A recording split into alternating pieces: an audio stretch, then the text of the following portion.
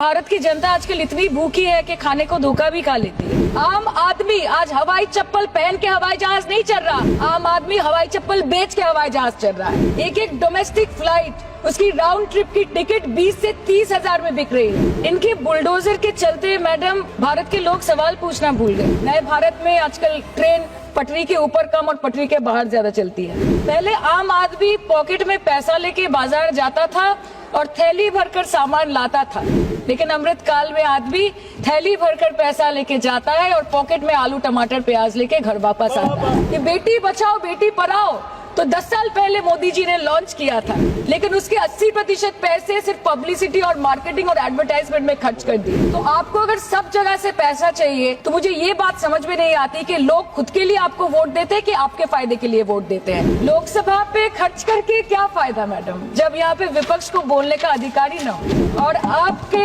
अमृत काल में The cost of medical treatment has been doubled in the last 5 years. Regularly लिए जाने वाले दवाइयों की कीमत 50% बढ़ गई। माननीय वित्त मंत्री ने पहले कहा था कि बहुत हो गई महंगाई की मार, अब की बार मोदी सरकार। और आज उनके विचार में inflation is an international problem, महंगाई एक अंतरराष्ट्रीय समस्या है। तो विश्व गुरु विश्व बंधु इस अंतरराष्ट्रीय समस्या का समाधान क्यों नहीं कर पा रहे? मैडम भारत में एक मिडिल क्लास जो 1 साल पहले एक वेजिटेरियन थाली 100 रुपए में खाता था, आज वही वेजिटेरियन थाली 152 रुपए की हो गई। टमाटर की कीमत 247% बढ़ गई, आलू की कीमत 180%, लहसुन 128% और तेल नमक आटा मैदा 18%। आज आपके उधार की वजह से हर हिंदुस्तानी पर 1.25 लाख का बोझ चढ़ गया और आप उनकी मजबूरी को अपनी ताकत समझते हैं। बंगाल में ऑल इंडिया तृणमूल कांग्रेस की प्रदेश युवा अध्यक्ष होने के नाते मुझे हर दिन कई नौजवानों से बात करनी पड़ती है।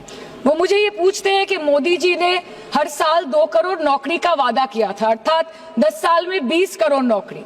उन नौकरियों का क्या हुआ, उन वादे का क्या हुआ? मैं बस उन्हें यही कह पाती हूँ कि पत्ते तो झड़ते हैं उठाता है कोई कोई, वादे तो सभी करते हैं निभाता है कोई कोई। प्रधानमंत्री जी बोलते हैं सबका साथ सबका विकास सबका विश्वास।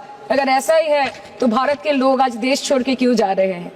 2018 से लेके 2023 के बीच 6,70,000 भारतीय ने अपनी नागरिकता त्याग दी। सिर्फ 2022 में ये संख्या करीबन 2,25,000 की थी। मोदी जी कहते हैं कि वो सबके साथ है, मगर ये आंकड़े बोलते हैं जो सबका होता है वो किसी का नहीं होता। और बंगाल के साथ तो कुछ अलग ही रिश्ता है इनका। The relationship is that of quid pro को।